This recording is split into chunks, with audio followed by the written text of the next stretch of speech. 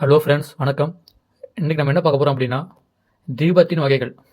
நம்ம தீப வழிபாட்டில் எத்தனை வகையான தீபத்தின் வகைகள் இருக்குது அப்படின்றத பற்றி பார்க்க போகிறோம்.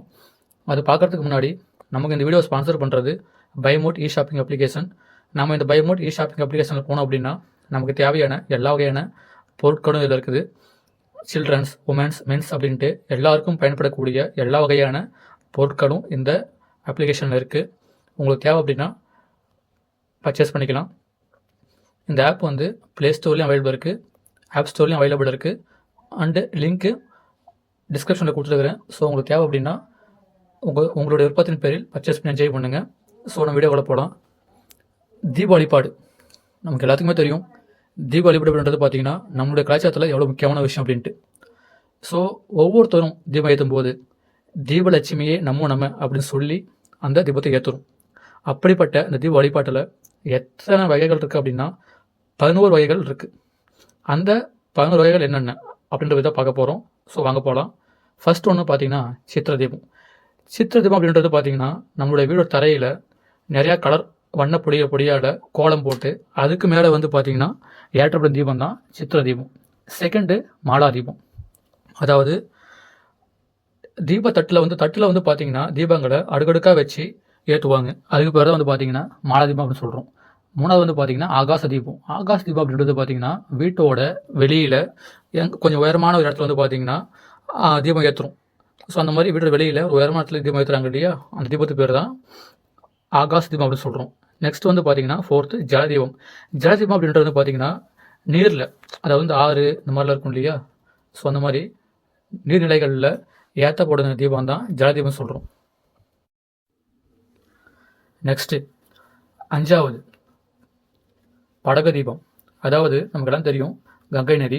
அந்த கங்கை நதியில் ஈவினிங் டைமில் வாழை மட்டையில் இருக்குது இல்லையா, அந்த மட்டையில் வந்து விளக்கு ஏற்றி அது வந்து கங்கையில் வந்து விடுவாங்க. ஸோ இது பேர் தான் வந்து படகு தீபம் அப்படின்னு சொல்கிறோம். நெக்ஸ்ட்டு ஆறாவது வந்து பார்த்திங்கன்னா சர்வதீபம். சர்வதீபம் அப்படின்றது வீட்டோட எல்லா இடத்துலையுமே வரிசையாக ஏற்றிக்கிறோம். அதுக்கு பேர் தான் வந்து சர்வதீபம் அப்படின்னு சொல்கிறது.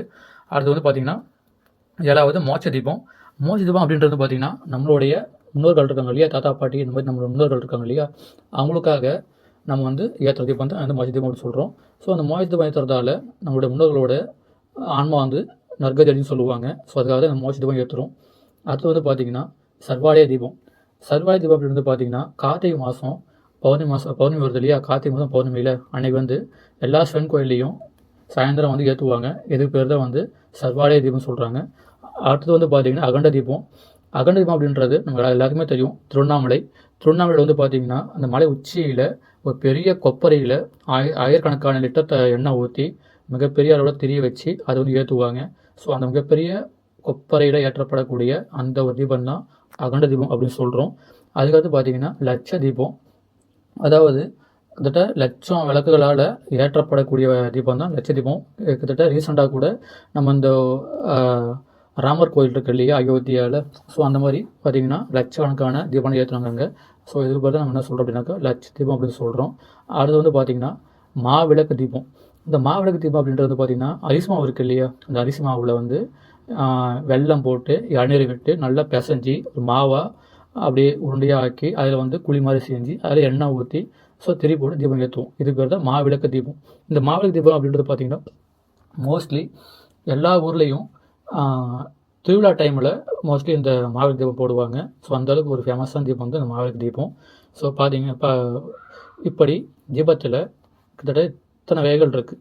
ஸோ இந்த அளவுக்கு தீபத்தோட மகிமை வந்து நம்மளோட கலாச்சாரத்தில் ரொம்ப ரொம்ப ஒரு முக்கியமான நிகழ்வாக பார்க்கப்படுது. இதை வந்து ஒரு பெரிய பண்டிகையாகவும் கொண்டு வர்றோம்.